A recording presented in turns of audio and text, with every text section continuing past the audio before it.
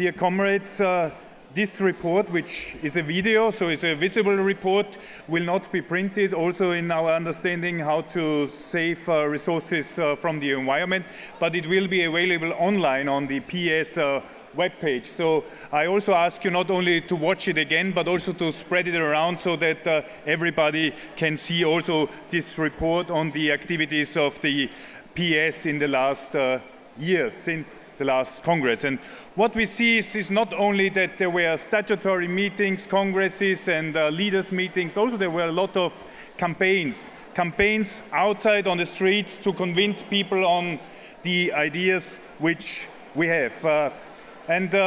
Dear comrades, now we ask also the Secretary General on the stage to give his report on what in detail was done. But before Philip is taking the floor, I want to say Philip's political journey started 2 decades ago. Really, honestly, 20 years ago. It was in November 1992 when he founded, together with others, ECOSY and was elected as the first Secretary General of the European Young Socialists. And this was also, therefore, the chance to be the first PES Secretary General who was before already working in the youth movement, because there was no youth movement even before. And in 2004, he came to the PES, to the Party of European Socialists, as a Secretary General and was forming this organization for 8 years. And I know and I remember even in ECOSY times, there were a lot of critics on what PES could be, what PES should be, what we expect the PES to be. And probably we are still not completely there, but we made a huge way forward to be a real European party. So his work for the PES was a real period of changing the PES. It became more integrated, it became more active, it became more visible on the streets and by its member parties. We created more content, even we created European programs on all the issues, and also we have an armada of activists founded and much more activity in the PES also. So Philip, it will be your last speech as a PES Secretary General as you changed into the French National Assembly, but please Philip, the floor is yours.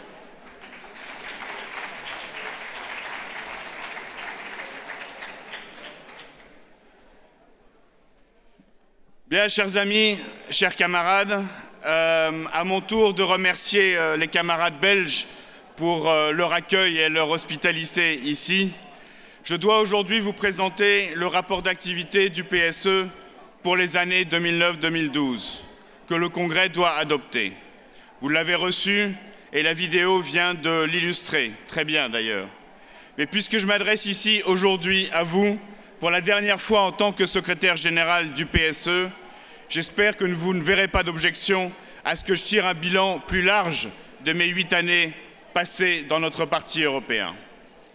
Et je voudrais commencer par rendre hommage à celui qui m'a fait confiance pour assurer la gestion quotidienne du PSE à ses côtés.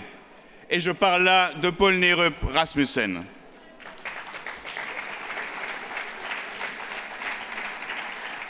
Paul aurait voulu être avec nous aujourd'hui, il va beaucoup mieux et il m'a demandé de vous transmettre ses salutations et ses vœux de réussite pour ce congrès. Avec lui, à ses côtés, grâce à la vision et au courage politique qui ne lui ont jamais fait défaut, j'ai eu le privilège et l'honneur de conduire le PSE alors que nous traversions une période pleine de turbulences. Une triple crise qui a bouleversé l'Europe, la social-démocratie et la vie quotidienne des citoyens. La première crise, c'est bien sûr la crise, celle qui touche tous les citoyens, sans exception, ou presque tous les citoyens.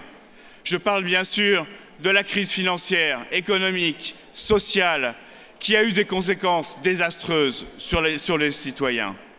Cette crise a questionné beaucoup de nos politiques économiques et sociales, notre capacité d'action politique, face aux forces du capitalisme financiarisé. Cette crise a questionné notre capacité même à formuler des réponses concrètes et crédibles à ce fléau sans précédent. La deuxième tempête que nous avons eu à traverser à la barre du PSE, c'est la crise de la social-démocratie. Rappelez-vous en 2004, lors de notre arrivée au PSE, la social-démocratie sortait d'une période faste où nous avions dominé le Conseil européen. Mais aussi, il faut le dire, une période improductive, car par manque de coordination, par manque d'ambition, par manque de volontarisme, nous n'avons pas laissé notre trace social-démocrate sur le cours de la construction européenne.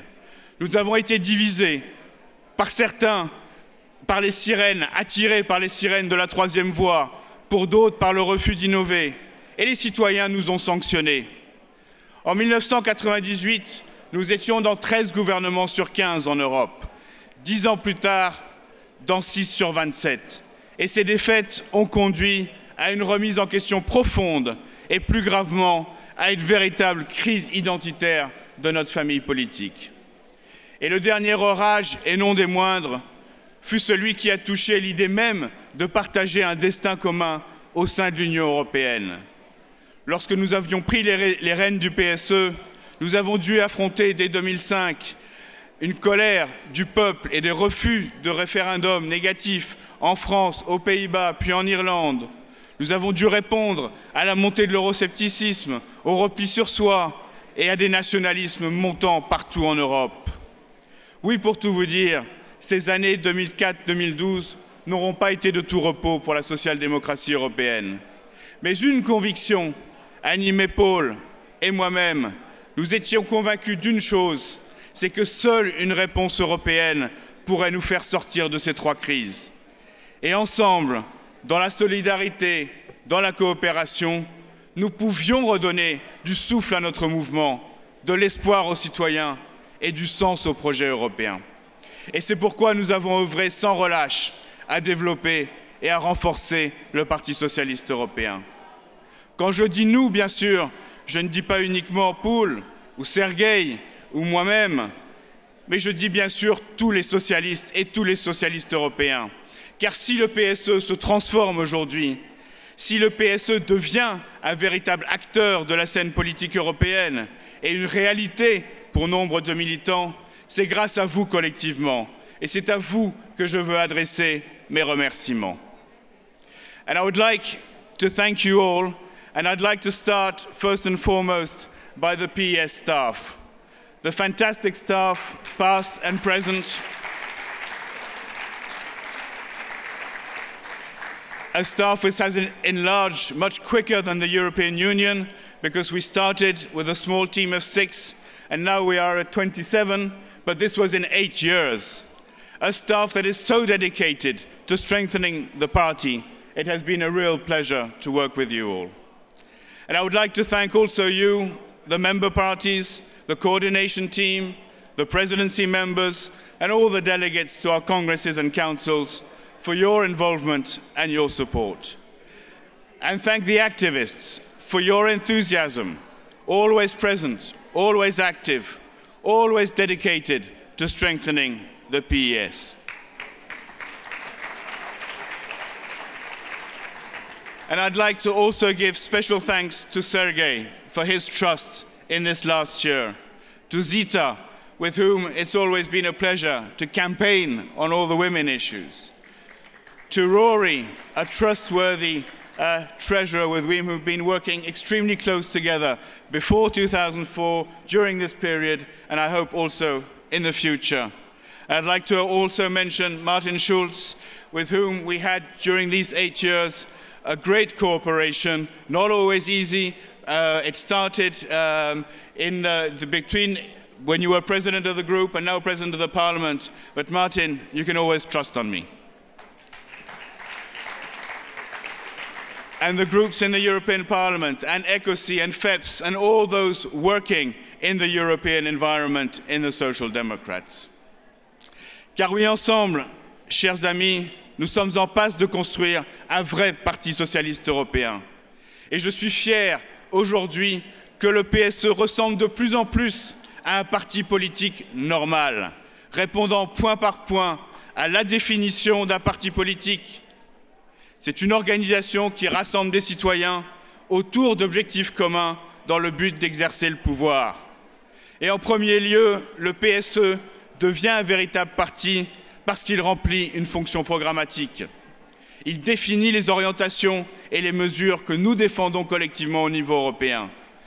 Nous sommes en passe, effectivement, de construire un corpus idéologique solide, alors que nous n'étions il y a quelques années qu'un cercle diplomatique.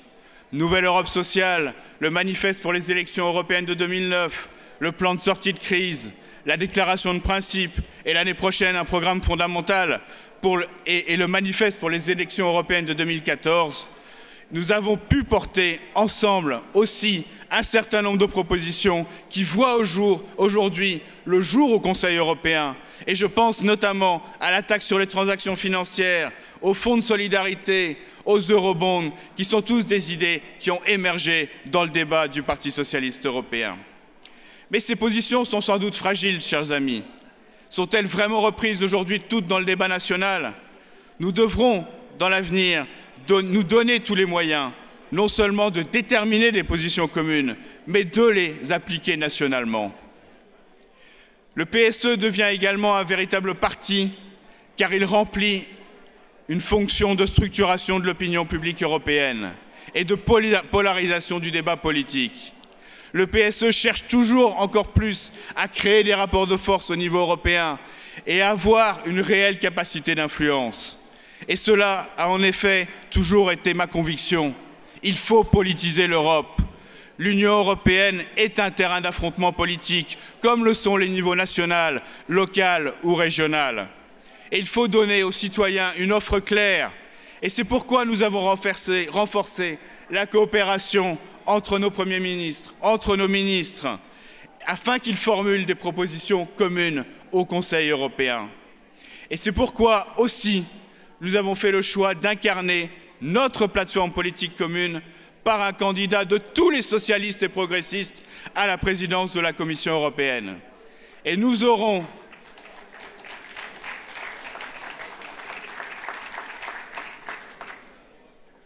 en 2014, pour la première fois, un candidat choisi par vous, démocratiquement, ouvertement, un candidat qui présentera aux citoyens le visage de la social-démocratie aux prochaines élections européennes. Mais cette politisation de l'Europe, chers amis, reste modeste et nous devrons à l'avenir développer encore plus de stratégies communes et notamment nos stratégies électorales pour arriver à regagner le pouvoir. Car c'est ensemble que nous réussirons à gagner les élections européennes et c'est ensemble que nous réussirons à réorienter l'Union européenne. Enfin, le PSE devient un parti ouvert sur le monde, ouvert sur la société, comme nous l'avons vu lors de la Convention l'année dernière, et surtout un véritable parti de militants. Et chers amis, si j'ai une fierté après ces 8 ans, c'est bien que le PSE soit devenu le premier parti européen à avoir donné la possibilité de devenir militant. Aujourd'hui, nous comptons plus de 25 000 militants actifs dans toute l'Europe, relayant nos campagnes, organisant des réunions, participant aux journées d'action commune et ayant même la possibilité de mettre une question à l'ordre du jour de nos instances dirigeantes. Alors, chers militants, continuez à vous développer, continuez à être actifs, à porter l'idée européenne et à relayer les politiques du PSE dans vos partis, dans vos fédérations et dans vos sections. Car le défi aujourd'hui, c'est que tous les membres de nos partis nationaux deviennent militants du PSE, que le PSE ne soit pas réservé aux militants, certes nombreux, passionnés de l'Europe, mais qu'il devienne un parti de la base militante de nos partis. Vous l'aurez compris, chers amis, c'est un parti différent, dans une Europe différente que je quitte aujourd'hui. Un PSE qui a traversé de nombreux soubresauts, qui a su résister aux vents contraires extérieurs, qui s'est renforcé et qui, je le pense, arrive à maturité. Et pourtant, tant reste à faire. Et je souhaite beaucoup de succès à la nouvelle équipe qui sortira de ce congrès. À Sergueï, à Achim, à tous les autres. Sergueï vous présentera une équipe tout à l'heure. Vous aurez la lourde tâche de continuer de bâtir notre maison européenne. Votre responsabilité sera de mener le PSE vers la victoire en 2014. Maintenant que des outils sont à votre disposition, le candidat commun, le programme fondamental. Et vous devrez aussi renforcer l'unité du parti au sein du Conseil européen. Et ce ne sera pas chose facile, car il faut en être conscient. Si nous avons gagné en unité, c'est beaucoup parce que nous étions dans l'opposition. Et le défi de notre famille politique sera de préserver et de renforcer même cette unité lorsque nous arriverons collectivement au pouvoir, afin enfin d'imprimer notre marque sur la social-démocratie européenne et sur le cours de l'Union européenne. Grâce à notre unité, grâce à notre conviction, grâce à notre mobilisation, nous pourrons alors opérer une véritable réorientation de l'Union européenne. Nous pourrons permettre aux citoyens de voir au quotidien les bénéfices de l'Europe pour qu'ils recommencent enfin à aimer l'Europe et à croire au projet européen. Je vous remercie.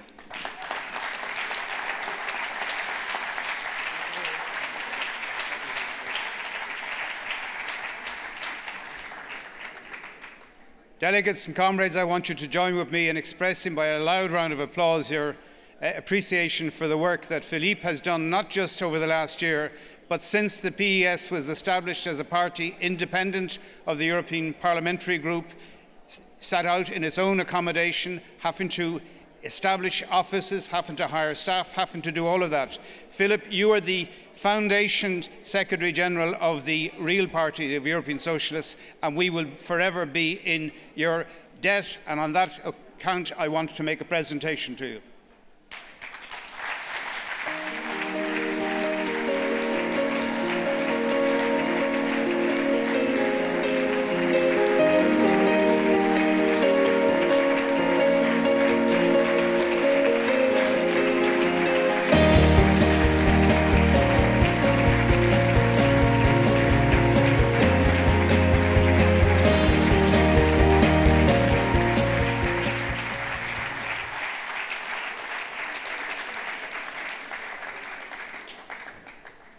I want now to call to address us Hannes Swoboda, the leader of our group in the European Parliament. For many years, the group in the Parliament was in fact our parent. It gave us accommodation, it financed the operation of the Confederation and then the party. But since we were established as an independent party along with the other European parties, we have maintained a very close and positive working relationship with the S&D Group in the Parliament, and it gives me great pleasure now to introduce and call upon Hannes Swoboda to address you.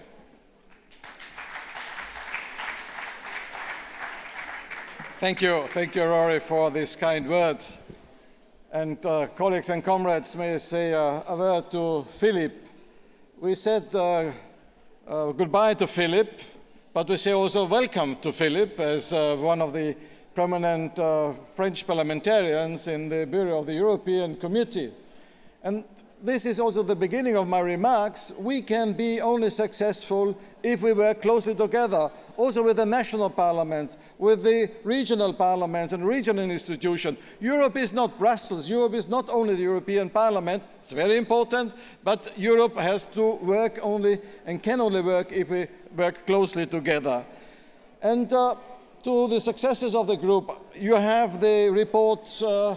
It is in written form, you have it in electronic. I don't want to go into details.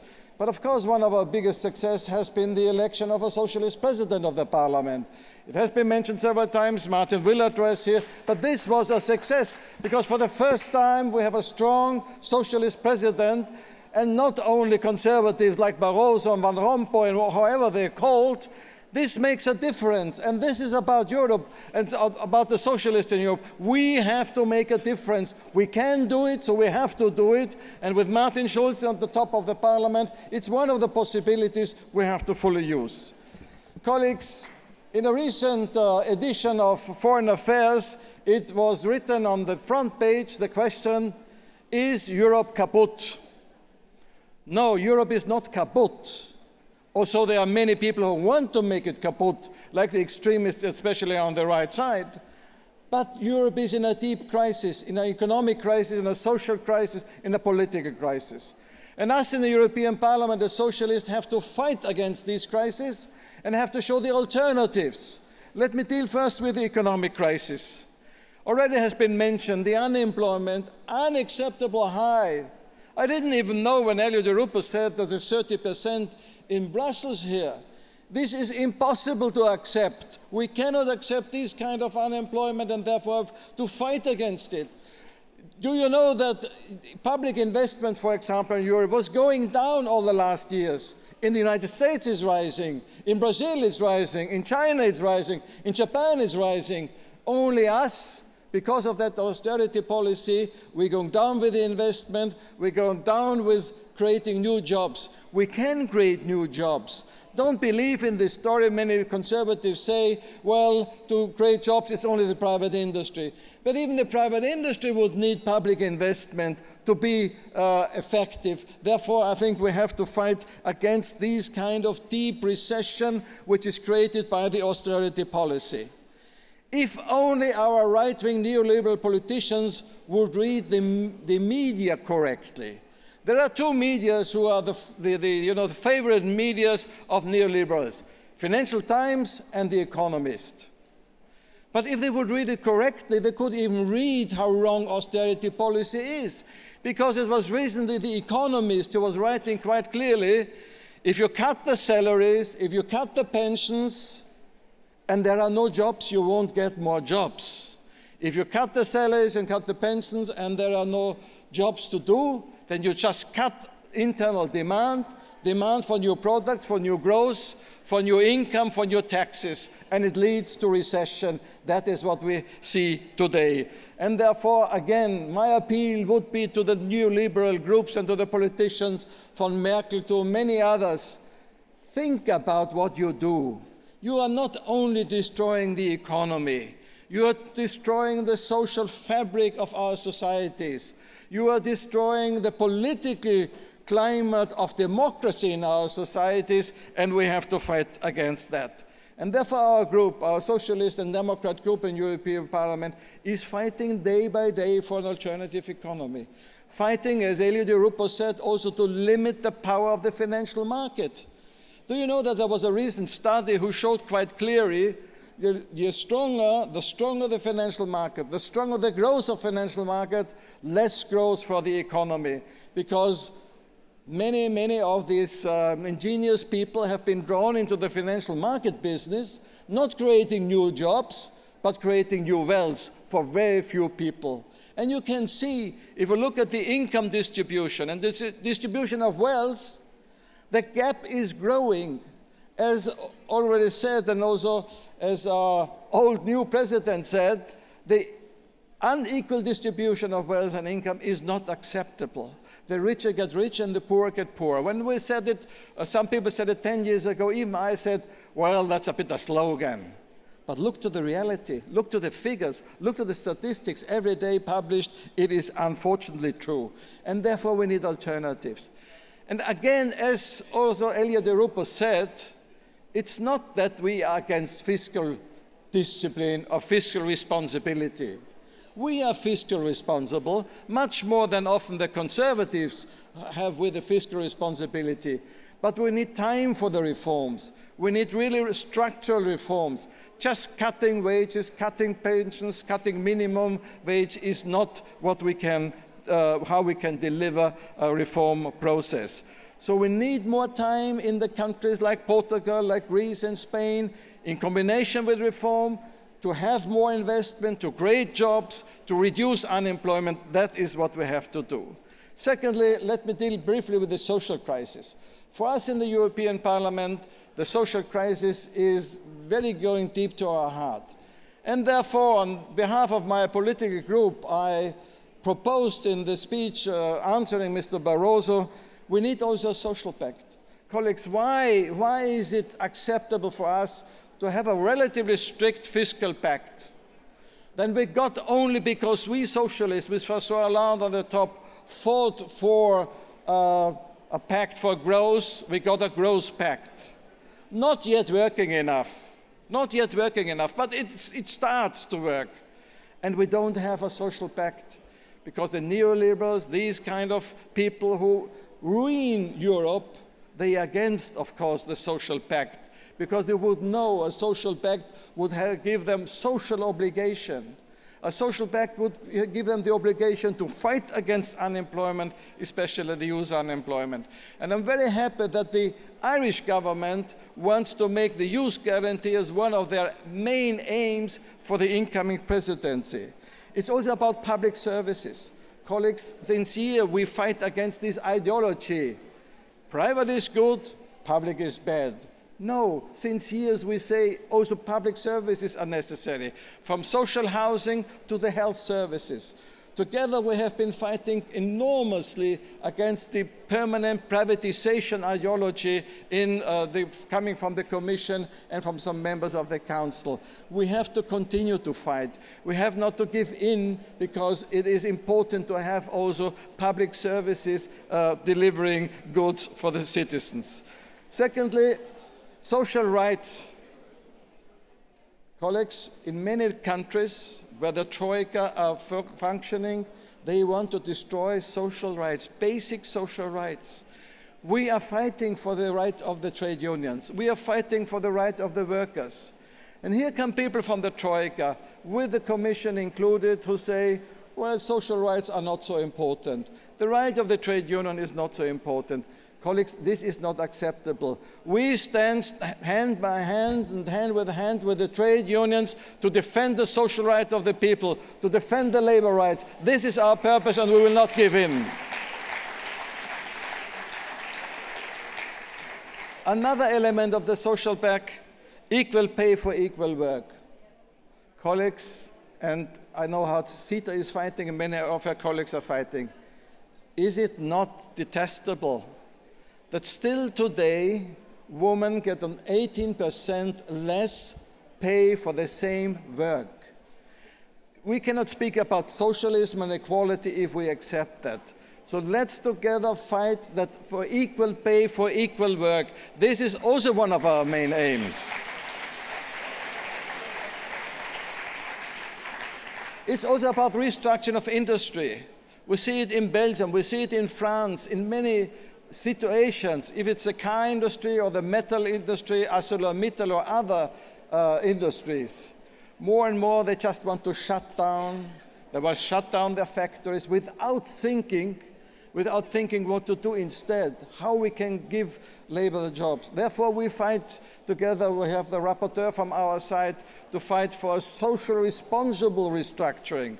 Industry, of course, has to be restructured, but it has to be restructured in a social responsible way. I'm very glad that the French government has a minister to care for that. So this is another thing we have really to do, to give Europe a modern industry. And this means restructuring of industry, but in a socially acceptable way. And the last two elements of such a social pact would be the integration of migrants and also the integration of handicaps. And I think it's absolutely important that we don't leave the migrants alone, or we don't dare often to touch this issue. Yes, we have our values, we have our rights, we have our aims, and we have to defend them. But it is a shame if we look how often migrants are put aside, the resources are not used. So let's be the social force in Europe who is fighting also for the right and the inclusion of the migrants into our society. This is also something which is very important. On the economic issue, let me say a brief word on the European budget. We had yesterday several discussions on it. But let me be very clear. Our group is fighting for a just, adequate European budget. We have no illusions. And I know in many countries you have also economic problems. We have no illusions to grow and explode the European budget. But the budget is not for us. The budget is for your citizens. The budget is for your regions. They need support very often. And I could tell you how many millions of people have been positively affected by the European budget. How many thousands, 6,000 of small and medium-sized companies have been supported by the European budget. So let's have a reasonable discussion, not ideological, polemical discussing. Yes, we also have to save money, but we saved money all the time because all the national budgets were rising much more than the European budget. So when we fight as a political group for a European budget, it's not an overblown budget. It's a budget with savings, a budget maybe also here and there with cuts, but it's a budget which should serve the European citizens. And I said also yesterday on another occasion, when I was at the parliamentary assembly or parliamentary days of the French Assemblée Nationale and the Senate, the chairman of the Senate Committee for European Affairs said, I am for a bigger European budget. I won't find many people who would say that, but let's at least accept that also the European Union has to have an adequate budget. This is my request to you, because there are many good elements in it, including the social funds, and we're trying to enlarge the growth element in it, which is also very important. A last economic issue, which is an economic and a social issue, is tax evasion.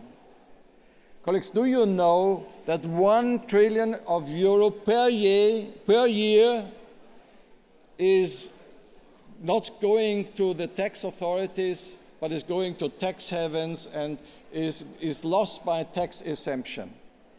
For us as socialists, this is not acceptable. And I'm very sad, I must be very open, that there are still 2 small countries in Europe with socialist government participation which still block that we have an efficient fight against tax evasion, for example, through a treaty with Switzerland. Let's be honest, this is not acceptable. We respect national specialities, but if we want to fight against corruption, and if we want to fight against tax evasion, we need a strong European Union which is able to negotiate with other countries, like Switzerland, and to defend the interest. Look, by defending or by preventing such an agreement, and by preventing such a mandate to the European Commission, we are protecting the big ones not to pay taxes, and not the small ones who pay the taxes. And this is not acceptable for socialists. Still one small element on the FTT, on the financial transaction tax. Colleagues, we fought for many months, even years, to have it. Still, we don't have the last application to the Commission for the introduction of the financial transaction tax by the countries who want. I must accept that there are countries who don't want to have an FTT. I cannot understand it, because I think those who reject it, they haven't read the text of the Commission, because in any way the tax would work also for their citizens in a positive element. But colleagues, let's go for having the financial transaction tax as soon as possible. I could not accept any government with a socialist participation who would reject that those who want to have the FTT should do it. So please, socialists and social democrats, if you don't have the courage, and I say it very bluntly, if you don't have the courage to have an FTT in your country, don't block the other countries who want to have an FTT. That should be very clear. And now, colleagues, to the last point. I spoke about the economic crisis, I spoke about the social crisis. We have also a political crisis. And I don't now want to speak about the democratic dimension we have to give Europe. We have a lot of things to do, European Parliament, National Parliament, and the groups, and we are working on that. Martin is working on that for the Parliament, I am working for that on the Socialists. But there's one thing on the political crisis which makes me really, really unhappy, and that is the new nationalism and xenophobia we have to see in Europe. Is it acceptable that Jews are attacked again in some of the countries, Muslims are attacked, Roma people are attacked, colored people are attacked, and where are the loud voices against these kind of attacks? We as socialists must be very loud in saying no to these kind of attacks.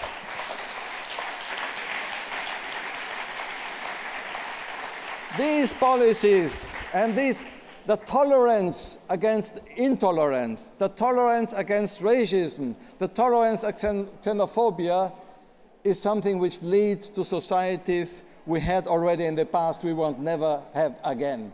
So let's be united, and we do it in the Parliament, but it's also something for you all.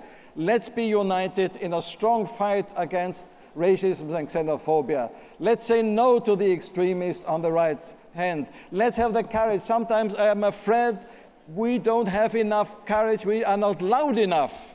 And we discussed yesterday evening with Diederik Samson the campaign in the Netherlands. And one element, and he said it very clearly, he said, many things I said people didn't like, but they believed that I believe in it and therefore I accepted it. So let's say if we fight against corruption, fight against tax evasion, fight for the FTT and against nationalism, against extremism and xenophobia, we have to do it and have to say it clearly and loud. If we are courageous enough to be loud enough, people will accept it. If we think we only have to be, silent and not to be too strong and not to show our profile, we will lose. Let's show our socialist and social democratic profile. We can change this Europe. Let's do it. Thank you.